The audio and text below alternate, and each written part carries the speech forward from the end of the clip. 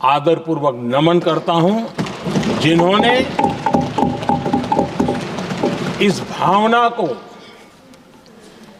इस नई व्यवस्था को जी करके दिखाया है। संविधान निर्माताओं की जो भावनाएं थी उसको जीने में पिछले 75 साल भारत का नागरिक हर कसौटी पर खरा उतरा है और इसलिए भारत का नागरिक सर्वाधिक अभिनंदन का अधिकारी है। आदरणीय सभापति जी, संविधान निर्माता इस बात में बहुत सजग थे। वो ये नहीं मानते थे कि भारत का जन्म 1947 में हुआ है। वो ये नहीं मानते थे कि भारत में लोकतंत्र 1950 से आ रहा है। वे मानते थे यहां की महान परंपरा को, महान संस्कृति को, महान विरासत को, हजारों साल की उस यात्रा को, उसके प्रति वो सजग थे। उनको इस बात का पूरा भान था। आदरणीय सभापति जी, भारत का लोकतंत्र, भारत का गणतांत्रिक अतीत बहुत ही समृद्ध रहा है, विश्व के लिए प्रेरक रहा है और तभी तो भारत आज मदर ऑफ डेमोक्रेसी के रूप में जाना जाता है। हम सिर्फ विशाल लोकतंत्र है इतना नहीं, हम लोकतंत्र की जननी है। आदरणीय सभापति जी, मैं जब ये कह रहा हूं तो मैं 3 महापुरुषों के कोट इस सदन के सामने प्रस्तुत करना चाहता हूं। राजर्षि पुरुषोत्तम दास टंडन जी, मैं संविधान सभा के अंदर हुई चर्चा का उल्लेख कर रहा हूं। उन्होंने कहा था, सदियों के बाद हमारे देश में एक बार फिर ऐसी बैठक बुलाई गई है, यह हमारे मन में अपने गौरवशाली अतीत की याद दिलाती है। जब हम स्वतंत्र हुआ करते थे, जब सभाएं आयोजित की जाती थी जिसमें विद्वान लोग देश के महत्वपूर्ण मामलों पर चर्चा करने के लिए मिला करते थे। दूसरा कोट मैं पढ़ रहा हूं डॉक्टर राधाकृष्णन जी का। वे भी इस संविधान सभा के सदस्य थे। उन्होंने कहा था, इस महान राष्ट्र के लिए गणतांत्रिक व्यवस्था नई नहीं है। हमारे यहां ये इतिहास के शुरुआत से ही है। और तीसरा कोट मैं बाबा साहब आम्बेडकर का कह रहा हूं। बाबा साहब आम्बेडकर जी ने कहा था, ऐसा नहीं है कि भारत को पता नहीं था कि लोकतंत्र क्या होता है। एक समय था जब भारत में कई गणतंत्र हुआ करते थे। आदरणीय सभापति जी, हमारे संविधान के निर्माण की प्रक्रिया में हमारी देश की नारी शक्ति ने संविधान को सशक्त करने में बहुत बड़ी भूमिका निभाई थी। संविधान सभा में 15 माननीय महिला सदस्य थी और सक्रिय सदस्य थी। मौलिक चिंतन के आधार पर उन्होंने संविधान सभा की डिबेट को समृद्ध किया था और वे सभी बहनें अलग अलग बैकग्राउंड थी, अलग अलग क्षेत्र की थी और संविधान में उन्होंने जो जो सुझाव दिए, उन सुझावों का संविधान के निर्माण पर बहुत बड़ा प्रभाव रहा था।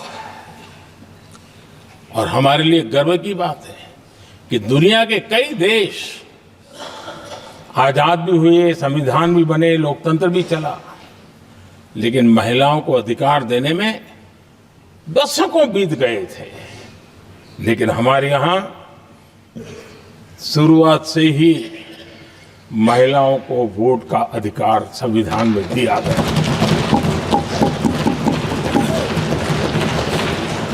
आदरणीय सभापति जी, जब G20 समिट हुई, उसी भावना को आगे बढ़ाते हुए, क्योंकि संविधान की भावना को लेकर के हम सब जीने वाले लोग हैं, हमने G20 की अध्यक्षता के दरमियान विश्व के सामने विमेन लेड डेवलपमेंट का विचार रखा और विश्व के अंदर विमेन डेवलपमेंट से अब आगे जाने की जरूरत है। और इसलिए हमने विमेन लेड डेवलपमेंट की चर्चा को अंजाम दिया।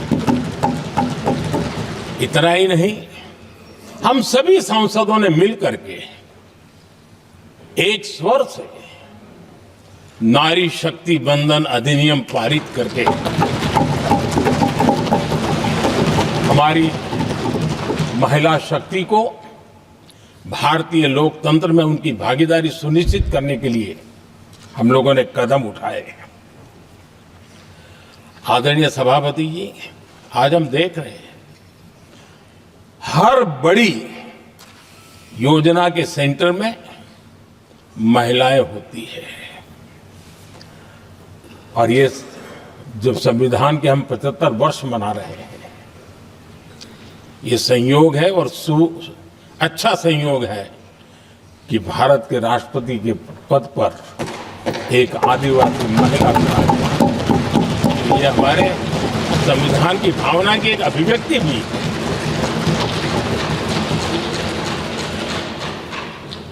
आदरणीय सभापति जी, इस सदन में भी लगातार हमारे महिला सांसदों की संख्या बढ़ रही है, उनका योगदान भी बढ़ रहा है। मंत्रिपरिषद में भी उनका योगदान बढ़ रहा है। आज सामाजिक क्षेत्र हो, राजनीतिक क्षेत्र हो, शिक्षा का क्षेत्र हो, खेलकूद का क्षेत्र हो, क्रिएटिव वर्ल्ड की दुनिया हो, जीवन के हर क्षेत्र में महिलाओं का योगदान, महिलाओं का प्रतिनिधित्व देश के लिए गौरव दिलाने वाला रहा है। विज्ञान के क्षेत्र में, खास करके स्पेस टेक्नोलॉजी में उनके योगदान की सराहना हर हिंदुस्तानी बड़े गर्व के साथ कर रहा है। और इन सब की सबसे बड़ी प्रेरणा हमारा संविधान है। आदरणीय सभापति जी, अब हमारा देश बहुत तेज गति से विकास कर रहा है। भारत बहुत ही जल्द विश्व की तीसरी बड़ी आर्थिक शक्ति बनने की दिशा में बहुत मजबूत कदम रख रहा है।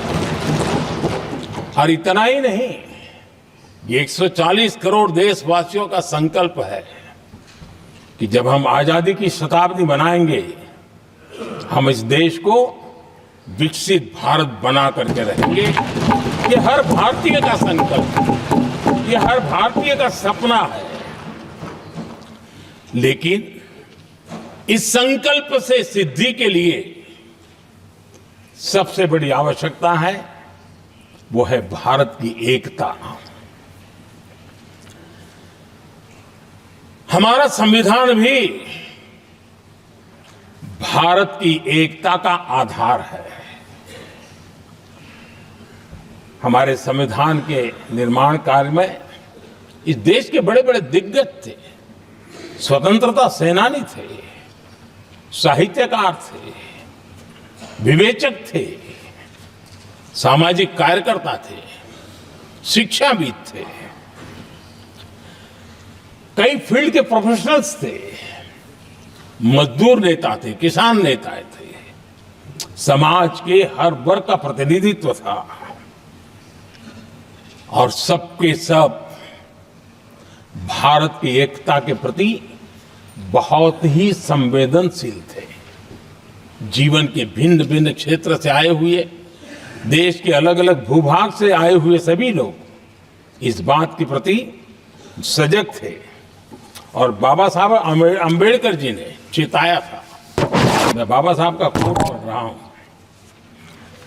बाबा साहब अम्बेडकर ने कहा था, समस्या ये है कि देश में जो विविधता से भरा जनमानस है उसे किस तरह एक मत किया जाए, कैसे देश के लोगों को एक दूसरे के साथ होकर निर्णय लेने के लिए प्रेरित किया जाए, जिससे कि देश में एकता की भावना स्थापित हो। आदरणीय सभापति जी, मुझे बड़े दुख के साथ कहना है कि आजादी के बाद एक तरफ संविधान निर्माताओं के दिल दिमाग में एकता थी, लेकिन आजादी के बाद विकृत मानसिकता के कारण या स्वार्थवश अगर सबसे बड़ा प्रहार हुआ तो देश की एकता के मूल भाव पर प्रहार हुआ। विविधता में एकता, ये भारत की विशेषता रही है। हम विविधता को सेलिब्रेट करते हैं और इस देश की प्रगति भी विविधता को सेलिब्रेट करने में है। लेकिन गुलामी की मानसिकता में पले बड़े लोगों ने, भारत का भला न देख पाने वाले लोगों ने, और जिनके लिए हिंदुस्तान 1947 में ही पैदा हुआ ये जो धारणा बननी थी, उनके लिए वो विविधता में विरोधाभास ढूंढते रहे। इतना ही नहीं, विविधता के इस अमूल्य खजाना है हमारा, उसको सेलिब्रेट करने के बजाय उस विविधता में ऐसे जहरीले बीज बोने के प्रयास करते रहे ताकि देश की एकता को चोट पहुंचे। आदरणीय सभापति जी, हमें विविधता का उत्सव हमारे जीवन का अंग बनाना होगा और वही बाबा साहब आम्बेडकर को सच्ची श्रद्धांजलि होगी। आदरणीय सभापति जी, मैं संविधान के प्रकाश में ही मेरी बातों को रखना चाहता हूं और इसलिए अगर आप हमारी नीतियों को देखेंगे, पिछले 10 साल देश की जनता ने हमें जो सेवा करने का मौका दिया है, हमारी निर्णयों की प्रक्रिया को देखेंगे तो भारत की एकता को मजबूती के देने का निरंतर हम प्रयास करते रहे हैं। आर्टिकल 370 देश की एकता में रुकावट बना पड़ा था, दीवार बना पड़ा था। देश की एकता हमारी प्राथमिकता थी, जो कि हमारी संविधान की भावना थी और इसलिए धारा 370 को हमने जमीन पर उतार दिया, क्योंकि देश की एकता हमारी प्राथमिकता है। आदरणीय सभापति जी, इस इतने बड़े विशाल देश में अगर आर्थिक रूप से हमें आगे बढ़ना है, हमारी व्यवस्थाओं को और विश्व को भी निवेश के लिए आना है, तो भारत में अनुकूल व्यवस्थाएं चाहिए और उसी में से हमारे देश में एक लंबे अरसे तक जीएसटी को लेकर के चर्चा चलती रही।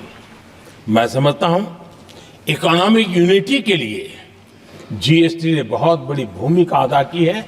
उस समय पहले की सरकार का भी कुछ योगदान है। वर्तमान समय में हमको इसको आगे बढ़ाने का अवसर मिला और हमने इसको किया, और वो भी वन नेशन वन टैक्स उस भूमिका को आगे बढ़ा रहा है।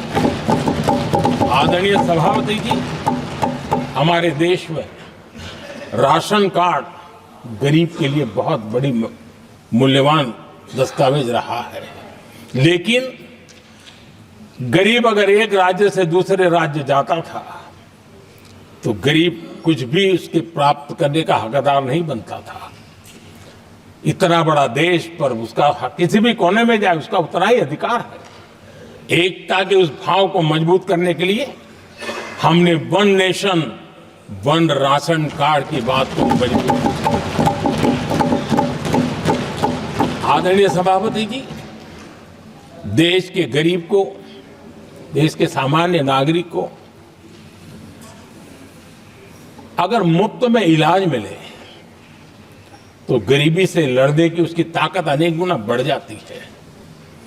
लेकिन उसके लिए जहां वो काम करता है वहां पर तो मिल जाए, लेकिन किसी काम बस वो बाहर गया है और वहां पर वो जीवन और मृत्यु की लड़ाई लड़ता हो, ऐसे समय अगर उसको सुविधा नहीं मिलेगी तो व्यवस्था किस काम की। और इसलिए देश की एकता के मंत्र को जीने वाले हम लोगों ने ये तय किया कि one nation one health card, और इसलिए हमने आयुष्मान भारत योजना बनाई। आज बिहार के दूर दराज क्षेत्र का व्यक्ति भी अगर पुणे में कुछ काम कर रहा है और अचानक बीमार हो गया तो उसके लिए आयुष्मान कार्ड होना बहुत इनफ है, उसकी सेवा मिल सकती है। आदरणीय सभापति जी, हम जानते हैं देश में कई बार ऐसा हुआ कि देश के एक हिस्से में बिजली थी लेकिन बिजली सप्लाई नहीं हो रही थी और उसके कारण दूसरे इलाके में अंधेरा था। और पिछली सरकार में हमने विश्व के अंदर भारत की बदनामी हेडलाइन से हुआ करती थी अंधेरे की, वो दिन हमने देखे हैं।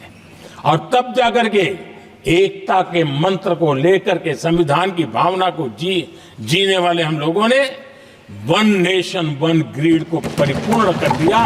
और इसलिए आज बिजली के प्रवाह को निर्विरोध रूप से हिंदुस्तान के हर कोने में ले जाया जा सकता है।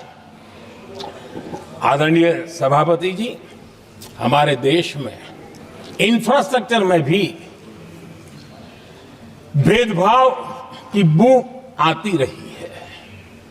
हमने उसे मिटा करके देश की एकता को ध्यान में रखते हुए, एक संतुलित विकास को ध्यान में रखते हुए हमने उस भेदभाव, उस भावना को खत्म करके एकता को मजबूत किया।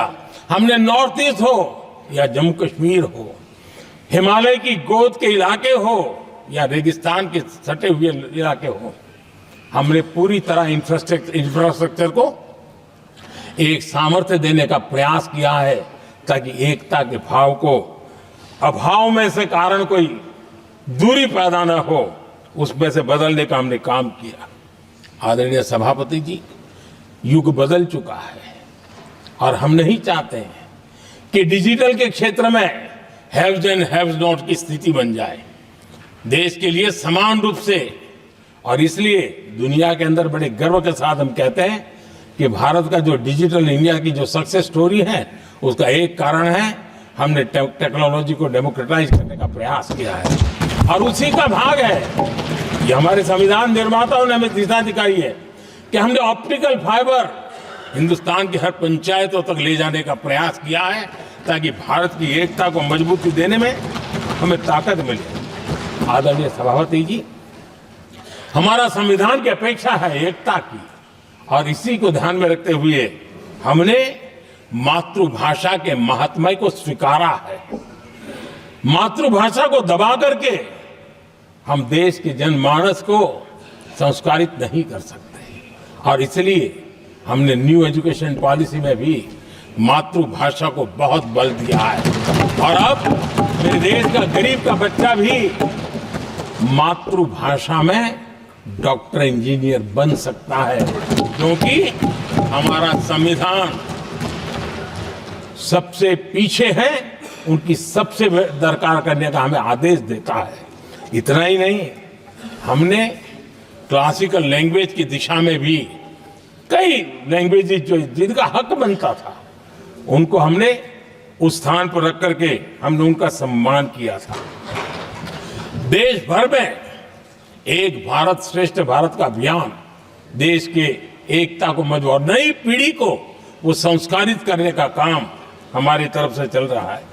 आदरणीय सभापति जी, काशी तमिल संगमम और तेलुगु काशी संगमम ये आज एक बहुत बड़ा इंस्टीट्यूशनलाइज हुआ है और समाज के निकटता को मजबूती देने का एक सांस्कृतिक प्रयास भी हमारा चलता रहा है, क्योंकि उसका कारण यही है कि संविधान की मूल धारा में भारत की एकता का महात्म्य स्वीकार किया गया है और उसको हमें बल देना चाहिए।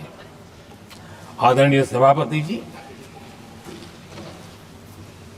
संविधान के आज 75 वर्ष हो रहे हैं, लेकिन हमारे यहाँ तो 25 वर्ष का भी महत्व होता है, 50 वर्ष का भी महत्व होता है, 60 साल का भी महत्व होता है।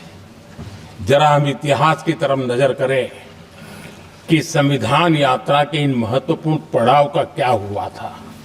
जब देश संविधान के 25 वर्ष पूरे कर रहा था, उसी समय हमारे देश में संविधान को नोच लिया गया, इमरजेंसी आपातकाल लाया गया।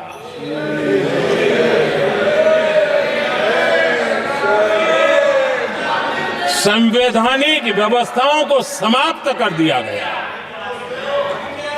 देश को जेल खाना बना दिया गया, नागरिकों के अधिकारों को लूट लिया गया, प्रेस की स्वतंत्रता को ताले लगा दिए गए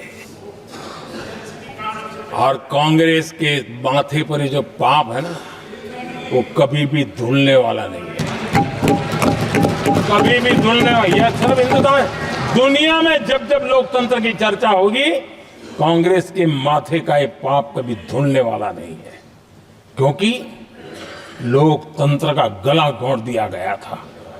भारत के संविधान निर्माताओं की तपस्या को मिट्टी में मिलाने की कोशिश की गई थी। आदरणीय सभापति जी, जब 50 साल हुए तब क्या भुला दिया गया था?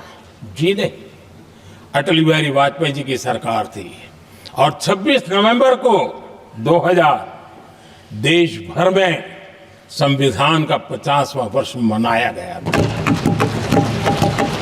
अटल बिहारी वाजपेयी जी ने प्रधानमंत्री के नाते राष्ट्र को एक विशेष संदेश दिया था। एकता, जनभागीदारी, साझेदारी, उसके महत्व पर बल देते हुए उन्होंने संविधान की भावना को जीने का प्रयास किया था, जनता को जगाने का भी प्रयास किया था। और अध्यक्ष जी, जब देश संविधान का 50 वर्ष मना रहा था और जब 50 वर्ष की पूर्णाहुति हुई, तो ये मेरा भी सौभाग्य था कि मुझे भी संविधान की प्रक्रिया से मुख्यमंत्री बनने का अवसर मिल गया। और मैं जब मुख्यमंत्री था, उसी कार्यकाल में संविधान के 60 साल हुए और तब मैंने तय किया था मुख्यमंत्री के नाते कि हम गुजरात में संविधान के 60 साल मनाएंगे। और इतिहास में पहली बार ऐसा हुआ है जब संविधान के ग्रंथ को हाथी पर बनाई हुई अंबाड़ी में रखा गया, उस विशेष व्यवस्था में रखा गया। हाथी पर संविधान की यात्रा निकल, संविधान गौरव यात्रा निकाली गई और राज्य का मुख्यमंत्री उस संविधान के नीचे हाथी के बगल में पैदल चल रहा था और देश को संविधान का महात्म्य समझाने का सांकेतिक प्रयास कर रहा था। ये सौभाग्य भी मुझे प्राप्त हुआ था, क्योंकि हमारे लिए संविधान का महत्व क्या है।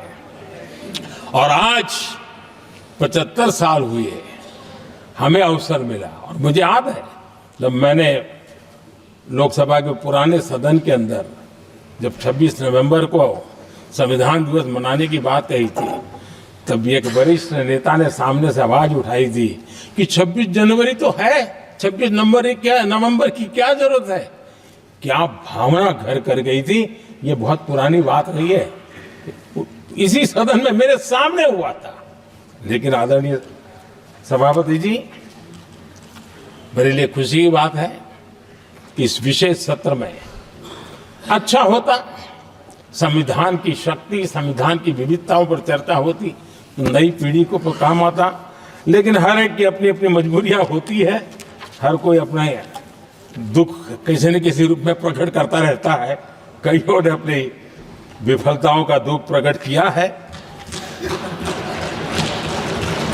अच्छा होता दलगत की भावनाओं से उठ करके देश हित में संविधान की चर्चा हुई होती, तो समृद्धि मिलती अनेक देश की नई पीढ़ी को।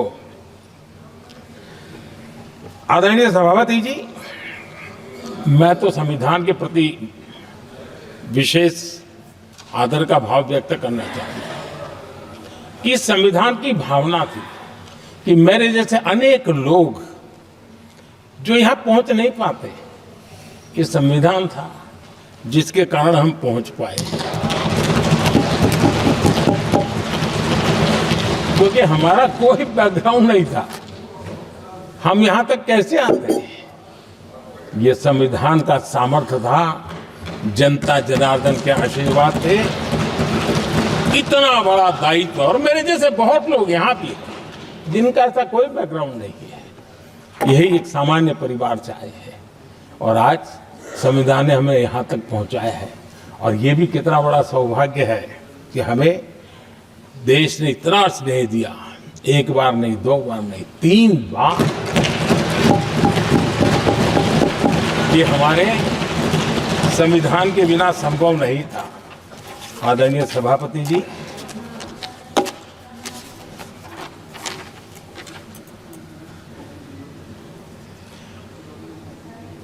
उतार चढ़ाव तो आए, कठिनाइयां भी आई, रुकावटें भी आई, लेकिन मैं फिर एक बार देश की जनता को नमन करता हूं कि देश की जनता पूरी ताकत के साथ संविधान के साथ खड़ी रही।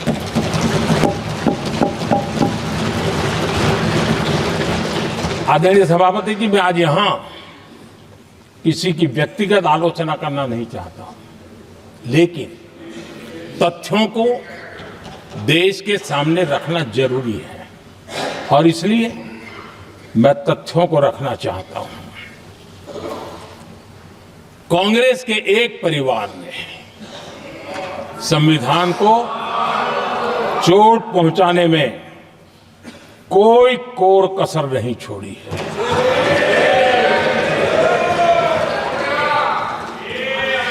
और मैं इसलिए एक परिवार का उल्लेख करता हूं कि 75 साल की हमारी यात्रा में 55 साल एक ही परिवार ने राज किया है। इसलिए देश को क्या क्या हुआ है ये जानने का अधिकार है, और इस परिवार के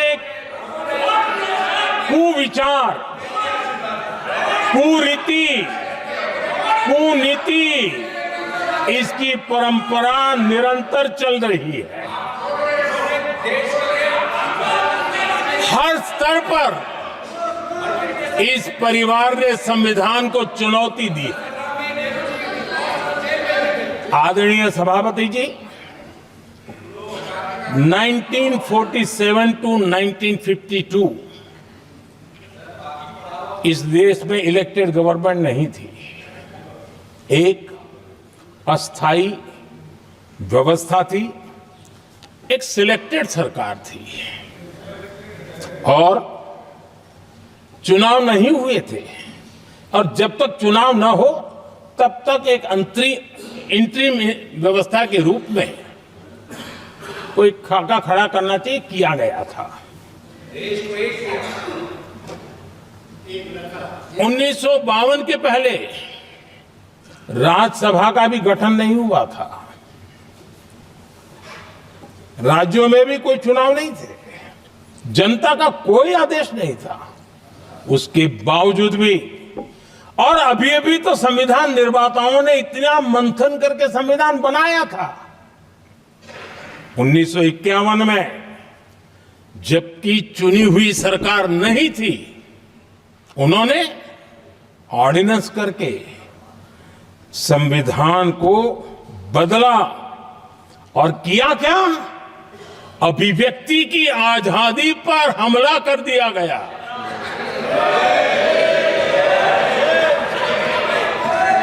और ये संविधान निर्माताओं का भी अपमान था, क्योंकि ऐसी बातें कोई संविधान सभा में नहीं आई होगी, ऐसा नहीं है, लेकिन वहां उनकी चली नहीं।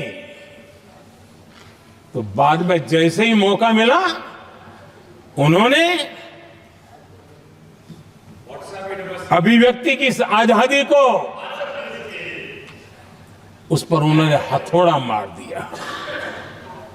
और ये संविधान निर्माताओं का घोर अपमान है। अपने मन की चीजें जो संविधान सभा के अंदर नहीं करवा पाए, उन्होंने पिछले दरवाजे से किया, और वो भी चुनी हुई सरकार के वो प्रधानमंत्री नहीं थे, उन्होंने पाप किया था। इतना ही नहीं, इतना ही नहीं, आदरणीय सभापति जी, उसी दौरान उस समय के प्रधानमंत्री पंडित नेहरू जी ने मुख्यमंत्रियों को एक चिट्ठी लिखी थी। उस चिट्ठी में उन्होंने लिखा था, नेहरू जी लिखते हैं, अगर संविधान हमारे, आगे नेहरू जी लिखते हैं, अगर संविधान हमारे रास्ते के बीच में आ जाए, ये नेहरू जी लिख रहे हैं, अगर संविधान हमारे रास्ते के बीच में आ जाए, आगे नेहरू जी कह रहे हैं, तो हर हाल में संविधान में परिवर्तन करना चाहिए। ये नेहरू जी ने मुख्यमंत्रियों को चिट्ठी लिखी।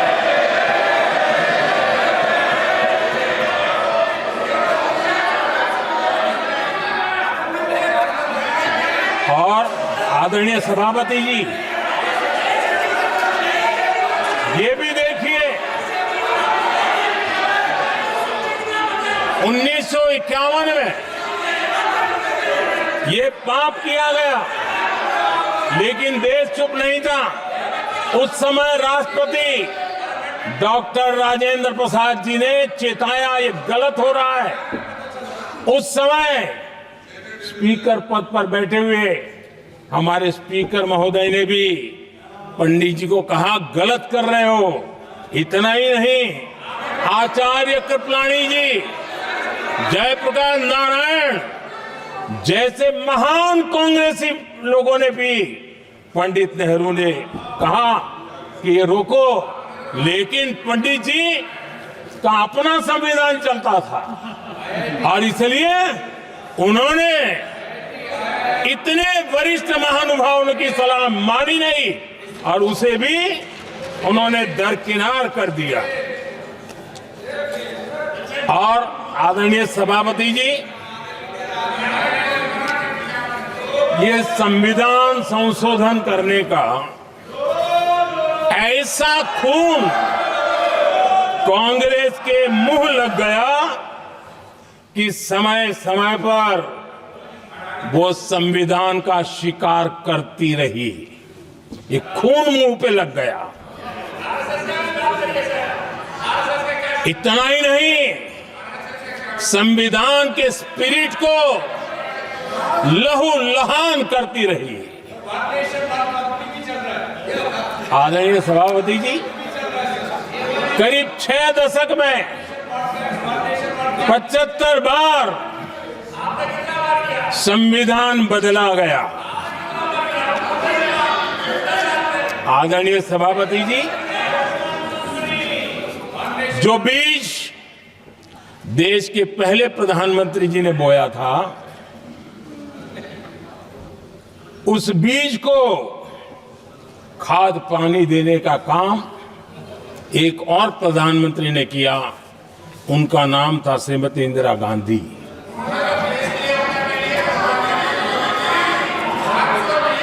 जो पाप पहले प्रधानमंत्री करके गए, और जो खून लग गया था 1971 में, सुप्रीम कोर्ट का एक फैसला आया था। उस सुप्रीम कोर्ट के फैसले को संविधान बदल करके पलट दिया गया और 71 में यह संविधान संशोधन किया गया था। और क्या था, उन्होंने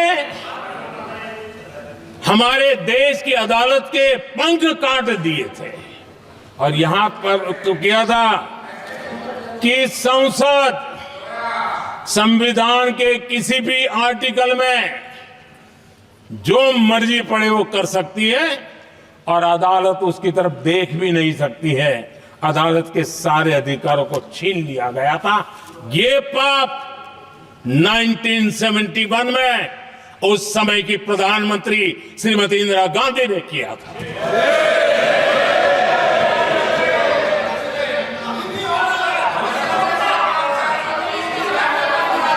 और इस परिवर्तन ने इंदिरा जी की सरकार को मौलिक अधिकारों को छीनने का और न्यायपालिका पर नियंत्रण करने का अधिकार दिया, सक्षम बना दिया था। आदरणीय सभापति जी, खून मुंह पे लग गया था, कोई रोकने वाला था नहीं। और इसलिए जब इंदिरा जी के चुनाव को गैर रीति के कारण, असंवैधानिक तरीके से चुनाव लड़ने के कारण अदालत ने उनके चुनाव को खारिज कर दिया और उनको एमपी पद छोड़ने की नौबत आई, तो उन्होंने गुस्से में आकर के देश पर इमरजेंसी थोप दी, आपातकाल लगा दिया अपनी कुर्सी बचाने के लिए।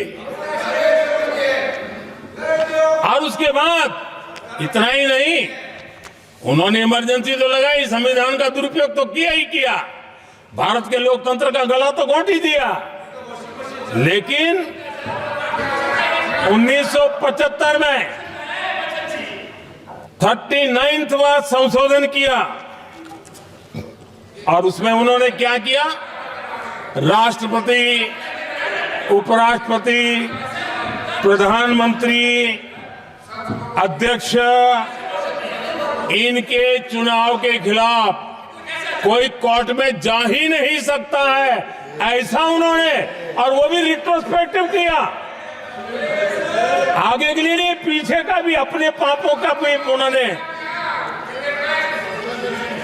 और आदरणीय सभापति जी, मैं संविधान की बात कर रहा हूं, मैं संविधान के आगे पीछे कुछ नहीं बोल रहा हूं।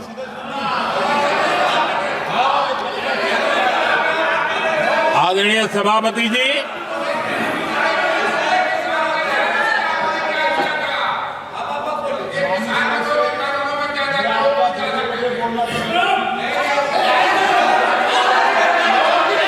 आदरणीय सभापति जी, इमरजेंसी में लोगों के अधिकार छीन लिए गए, देश के हजारों लोगों को जेलों में ठूंस दिया गया,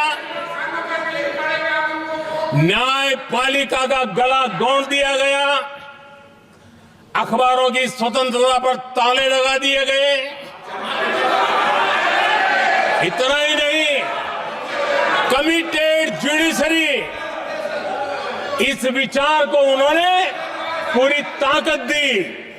और इतना ही नहीं, जिस जस्टिस एच.आर. खन्ना ने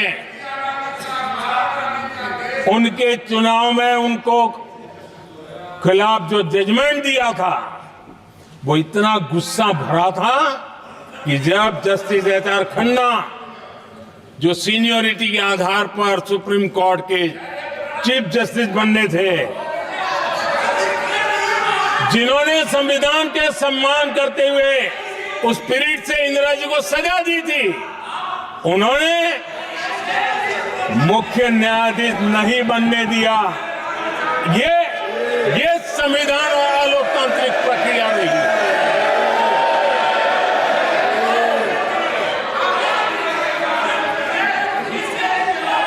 आदरणीय सभापति जी, यहां भी ऐसे कई दल बैठे हैं जिनके मुखिया भी सारे जेल में हुआ करते थे। ये इनकी मजबूरी है कि वहां जाके बैठे हैं। उनको भी जेलों में ठूस दिया गया था। आदरणीय सभापति जी, देश पर जुल्म तांडव चल रहा था। निर्दोष लोगों को जेलों में ठूस दिया जाता था, लाठियां बरताई जाती थी, कई लोग जेलों में मौत के शरण हो गए थे और एक निर्दयी सरकार संविधान को चूर चूर करती रही थी। आदरणीय सभापति जी, ये परंपरा यहां नहीं रुकी। जो परंपरा नेहरू जी ने शुरू की थी,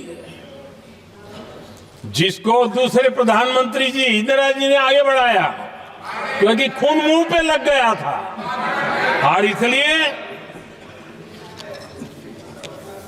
राजीव गांधी जी प्रधानमंत्री बने। उन्होंने संविधान को एक और गंभीर झटका दे दिया। सबको समानता, सबको समानता, सबको न्याय, उस भावना को चोट पहुंचाई। आदरणीय सभापति जी, आपको मालूम है, सुप्रीम कोर्ट ने शाहबानो का जजमेंट दिया था। एक भारत की महिला को न्याय देने का काम संविधान की मर्यादा और स्पिरिट के आधार पर देश की सुप्रीम कोर्ट ने दिया था। एक वृद्ध महिला को उसका हक मिला था सुप्रीम कोर्ट से, लेकिन उस समय के प्रधानमंत्री राजीव गांधी ने शाहबानो की उस भावना को, सुप्रीम कोर्ट की उस भावना को नकार दिया और उन्होंने वोट बैंक की राजनीति के खातिर संविधान की भावना को बलि चढ़ा दिया और कट्टरपंथियों के सामने सर झुकाने का काम कर दिया। उन्होंने न्याय के लिए तड़प रही एक वृद्ध महिला को साथ देने के बजाय उन्होंने कट्टरपंथियों का साथ दिया। संसद में कानून बना करके सुप्रीम कोर्ट के निर्णय को फिर एक बार पलट दिया गया। आदरणीय सभापति जी, बात वहां से नहीं अटकी है। नेहरू जी ने शुरू किया, इंदिरा जी ने आगे बढ़ाया और राजीव जी ने भी उसको ताकत दी, खाद पानी देने का काम किया। क्यों? संविधान के साथ खिलवाड़ करने का लहू उनके मुंह लग गया था। आदरणीय सभापति जी, अगली पीढ़ी भी इसी खिलवाड़ में जुड़ी पड़ी है। एक किताब को मैं कोट कर रहा हूं। उस किताब में जो लिखा गया है, और उसमें प्रधानमंत्री उस समय के मेरे पहले जो प्रधानमंत्री थे उनको कोट किया है। उन्होंने कहा है, मुझे यह स्वीकार करना होगा कि पार्टी अध्यक्ष सत्ता का केंद्र है। ये मनमोहन सिंह जी ने कहा है, जो एक किताब में लिखा गया है। मुझे यह स्वीकार करना होगा कि पार्टी अध्यक्ष सत्ता का केंद्र है। सरकार पार्टी के प्रति जवाबदेह है। इतिहास में पहली बार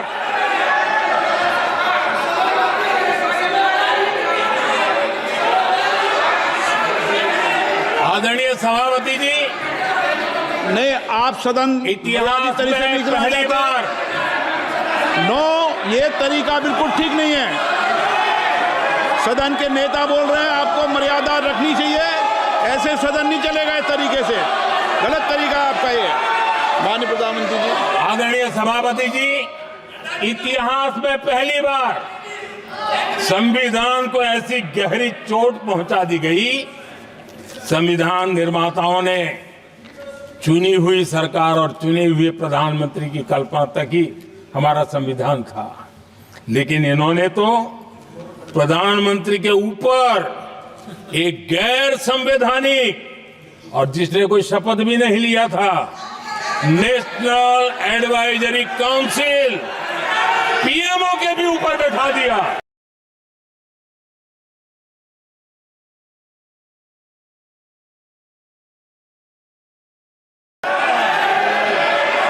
पीएमओ के ऊपर अघोषित दर्जा दे दिया गया।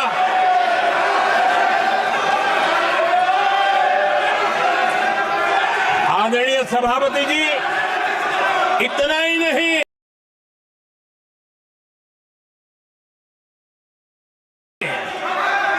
और एक पीढ़ी आगे चले और उस पीढ़ी ने क्या किया?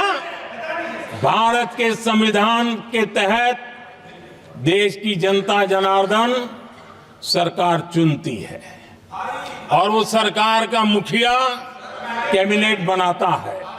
ये संविधान के तहत है। इस कैबिनेट ने जो निर्णय किया, संविधान का अपमान करने वाले अहंकार से भरे लोगों ने पत्रकारों के सामने कैबिनेट के निर्णय को फाड़ दिया। संविधान को हर मौके पर संविधान के साथ खिलवाड़ करना, संविधान को न मानना, ये जिनकी आदत हो गई थी। और दुर्भाग्य देखिए, एक अहंकारी व्यक्ति कैबिनेट के निर्णय को फाड़ दे और कैबिनेट अपना फैसला बदल दे। ये कौन सी व्यवस्था है? आदरणीय सभापति जी,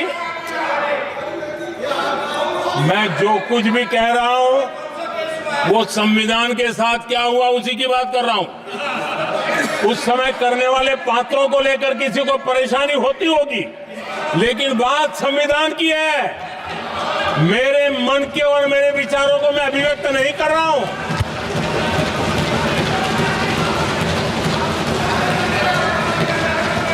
आदरणीय सभापति जी, कांग्रेस ने निरंतर संविधान की अवमानना की, संविधान के महत्व को कम किया। कांग्रेस इसके अनेक उदाहरणों से भरा पड़ा हुआ है। संविधान के साथ धोखेबाजी कैसे करते थे, संवैधानिक संस्थाओं को कैसे नहीं मानते थे, इस देश में बहुत कम लोगों को मालूम होगा। 370 की तो पता है सबको, 35A का पता बहुत कम है।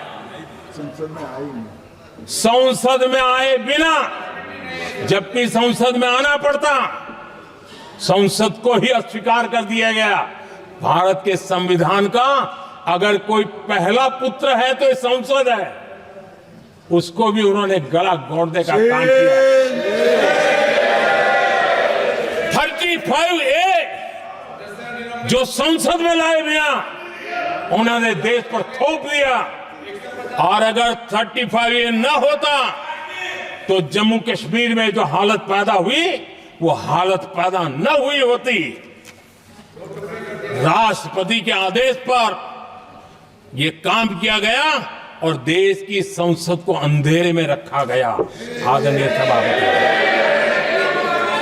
ये संसद का अधिकार था, कोई अपनी मनमानी से नहीं कर सकता था, लेकिन और उनके पास बहुमत था, कर सकते थे, लेकिन वो नहीं किया क्योंकि पेट में पाप था, देश की जनता से छुपाना चाहते थे। आदरणीय सभापति जी, इतना ही नहीं, बाबा साहब आंबेडकर जिनके प्रति आज सम्मान का भाव सब कोई अनुभव कर रहा है, और हम लोगों के लिए तो बहुत विशेष है, क्योंकि हम लोगों के लिए तो जीवन में बहुत बड़ी जो कुछ भी रास्ते मिले ना वहीं से मिले हैं। आदरणीय सभापति जी, बाबा साहब आंबेडकर, इनके प्रति भी इनके मन में कितनी कटुता भरी थी, कितना द्वेष भरा था, मैं आज उसके डिटेल में जाना नहीं चाहता हूं। लेकिन जब अटल जी की सरकार थी तब बाबा साहब आंबेडकर, उनका जो महापरिनिर्वाण भूमि है, वहां पर अलीपुर रोड पर अटल जी की सरकार में बाबा साहब आंबेडकर जी के स्मृति में एक स्मारक बनाना तय हुआ। अटल जी के समय ये नहीं हुआ। दुर्भाग्य देखिए, 10 वर्ष यूपीए की सरकार रही, उसने इस काम को नहीं किया, न होने दिया। बाबा साहब आंबेडकर का जब हमारी सरकार आई, बाबा साहब आंबेडकर के प्रति हमारा श्रद्धा होने के कारण हमने अलीपुर रोड पर बाबा साहब मेमोरियल बनाया और उसका काम किया। आदरणीय सभापति जी, दिल्ली में जब बाबा साहब आंबेडकर के 1992 में, उस समय चंद्रशेखर जी कुछ समय थे, तब एक निर्णय किया गया था, आंबेडकर इंटरनेशनल सेंटर यही जनपद के पास 40 साल तक वो कागज पे ही पड़ा रहा, नहीं किया गया। और तब जाकर के 2015 में हमारी सरकार आई और हमने आकर के इस काम को पूरा किया। बाबा साहब को भारत रत्न देने का काम भी जब कांग्रेस सत्ता से बाहर गई तब संभव हुआ। इतना ही नहीं, आदरणीय सभापति जी, बाबा साहब आंबेडकर के 125 साल तो हमने पूरी दुनिया में बनाए थे, विश्व के 120 देशों में बनाने का काम किया था। लेकिन जब बाबा साहब आंबेडकर की शताब्दी थी, तब अकेली बीजेपी की सरकार थी मध्य प्रदेश में। सुंदरलाल जी पटवा हमारे मुख्यमंत्री जी थे, और महू में जहां बाबा साहब आंबेडकर जी का जन्म हुआ था, उसको एक स्मारक के रूप में पुनर्निर्माण करने का काम सुंदरलाल पटवा जी जब मुख्यमंत्री थे तब मध्य प्रदेश में हुआ था। शताब्दी के समय भी उनके साथ यही किया गया था। आदरणीय सभापति जी,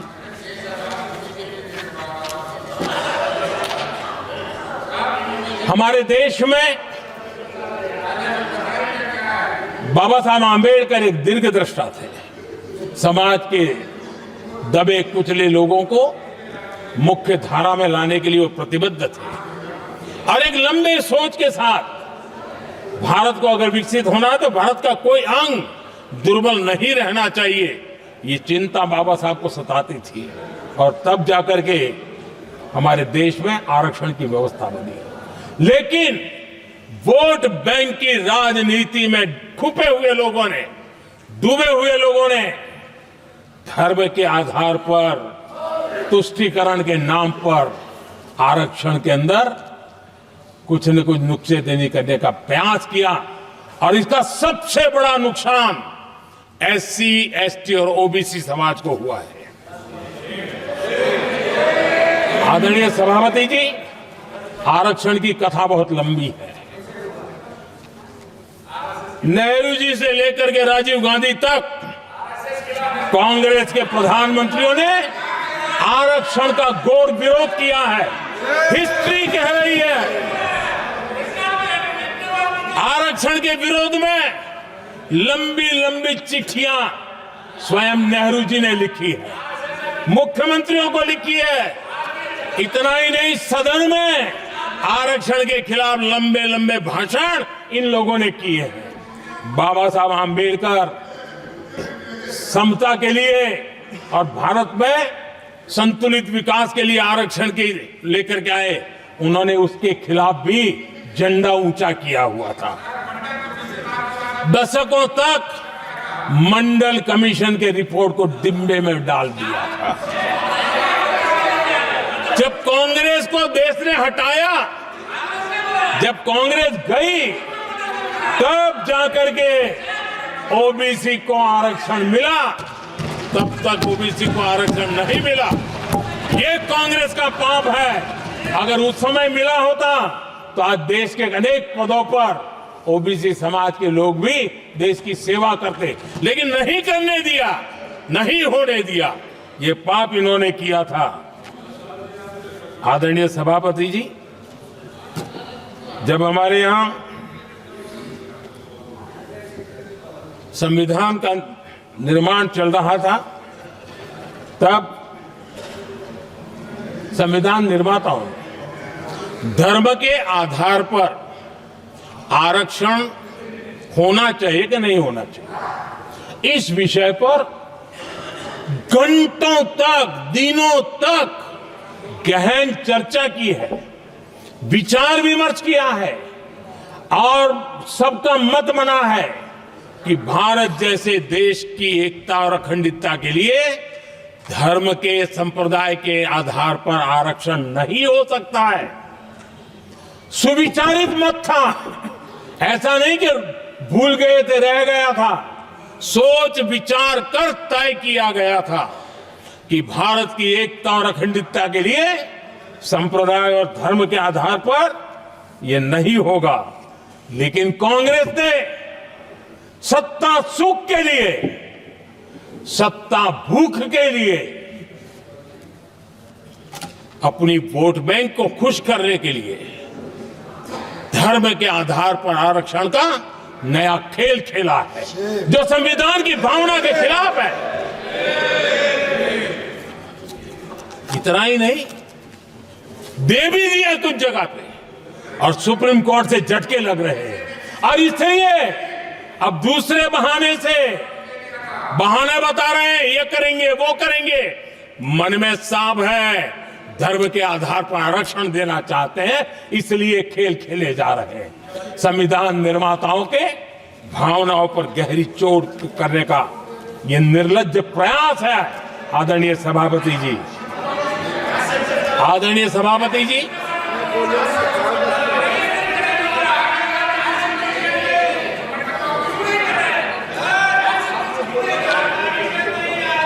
आदरणीय सभापति जी, एक गलत और विषय, ये तरीका ठीक नहीं। आपके नेता ने बोला, आपने बोला दोबारा बात मत करो। जिसकी भी मैं चर्चा करना चाहता हूं, और वो ज्वलंत विषय समान नागरिक संहिता, यूनिफॉर्म सिविल कोड। ये विषय भी संविधान सभा के ध्यान बाहर नहीं था।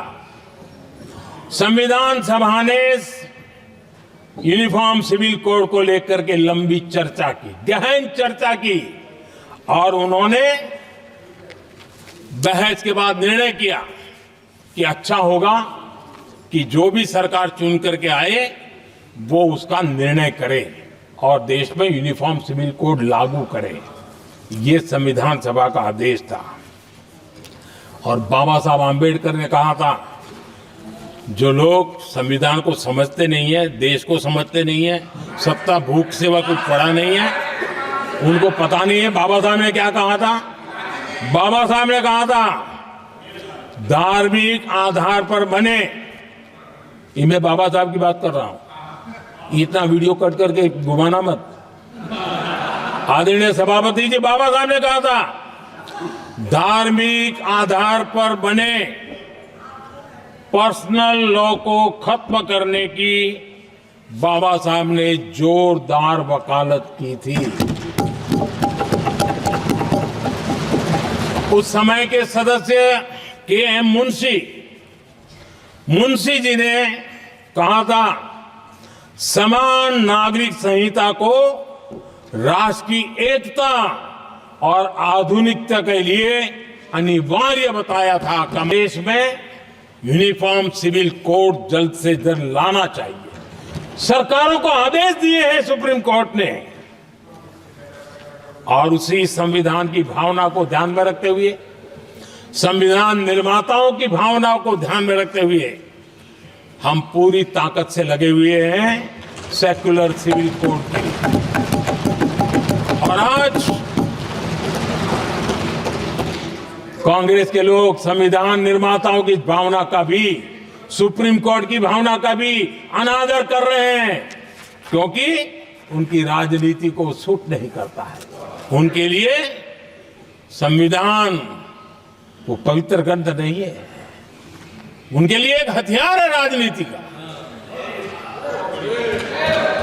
खेल खेलने का हथियार बना दिया, लोगों को डराने के लिए संविधान को हथियार बनाया जाता है। आदरणीय सभापति जी, और ये कांग्रेस पार्टी, उनको तो संविधान शब्द भी उनके मुंह में शोभा नहीं देता है। इसलिए जो अपनी पार्टी के संविधान को नहीं मानते हैं, जिन्होंने अपनी पार्टी के संविधान को कभी स्वीकार नहीं किया है, क्योंकि संविधान को स्वीकार करने के लिए एक लोकतांत्रिक स्पिरिट लगता है जो जिनकी रगों में नहीं है। सत्तावाद और परिवारवाद भरा पड़ा है। अब आप देखिए जो कैसी शुरुआती कितनी गड़बड़ हुई है। मैं कांग्रेस की बात कर रहा हूं। 12 कांग्रेस की प्रदेश की कमेटियों ने, 12 प्रदेश कमेटियों ने सरदार पटेल के नाम पर सहमति दी थी। नेहरू जी के साथ एक भी कमेटी नहीं थी, नॉट अ सिंगल। संविधान के तहत सरदार साहब ही देश के प्रधानमंत्री बनते हैं, लेकिन लोकतंत्र में श्रद्धा नहीं, खुद के संविधान पर विश्वास नहीं, खुद के ही संविधान को स्वीकारना नहीं, और सरदार साहब देश के प्रधानमंत्री नहीं बन सके और ये बैठ गए। जो लोग अपनी पार्टी के संविधान को, जो लोग अपनी पार्टी के संविधान को नहीं मानते,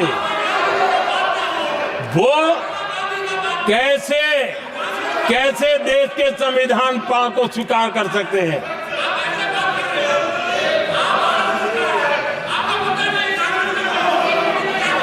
आदरणीय सभापति जी, जो लोग संविधान में लोगों के नाम ढूंढते रहते हैं, मैं जरा बताना चाहता हूं। कांग्रेस पार्टी के एक अध्यक्ष हुआ करते थे और वो अति पिछड़े समाज से आते थे। अति पिछड़े, पिछड़े भी नहीं, अति पिछड़े, अति पिछड़े समाज से आते हुए उनके अध्यक्ष श्रीमान सीताराम केसरी जी,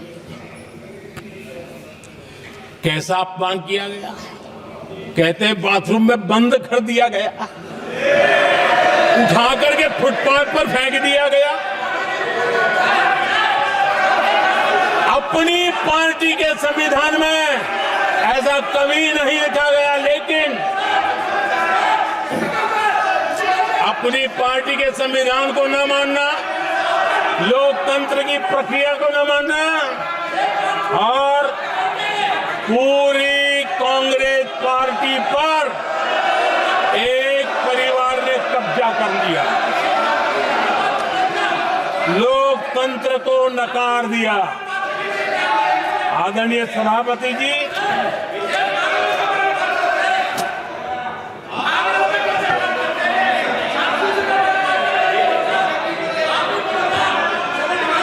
तो आपके सदस्यों ने क्या क्या बोला था ठीक नहीं है। आप जब सदन के नेता बोल रहे हैं तो सदन की मर्यादा को रखो, आदरणीय सभापति जी, को बनाओ।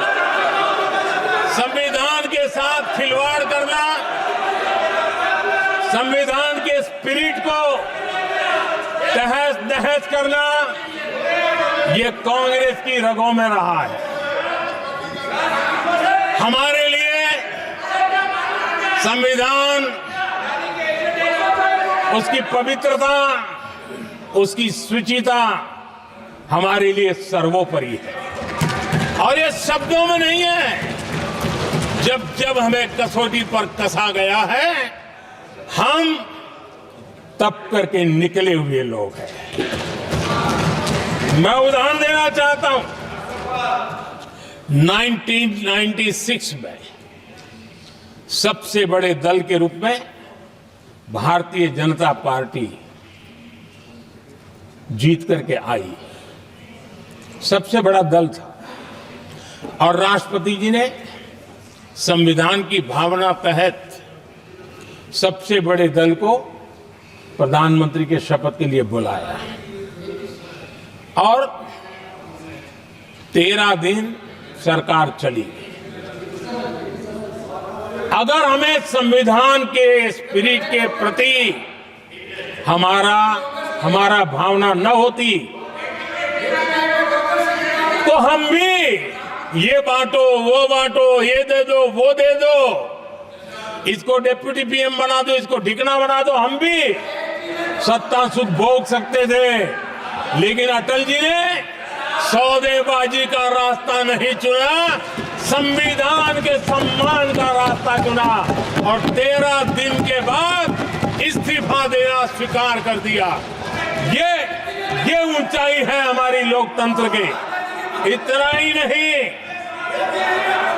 1998 में एनडीए की सरकार थी, सरकार चल रही थी, लेकिन कुछ लोगों को हम नहीं तो कोई नहीं, ये जो एक परिवार का खेल चला है, अटल जी की सरकार को स्थिर करने के लिए खेल चले गए। वोट हुआ, खरीद फरोख्त तब भी हो सकती थी, बाजार में माल तब भी बिकता था,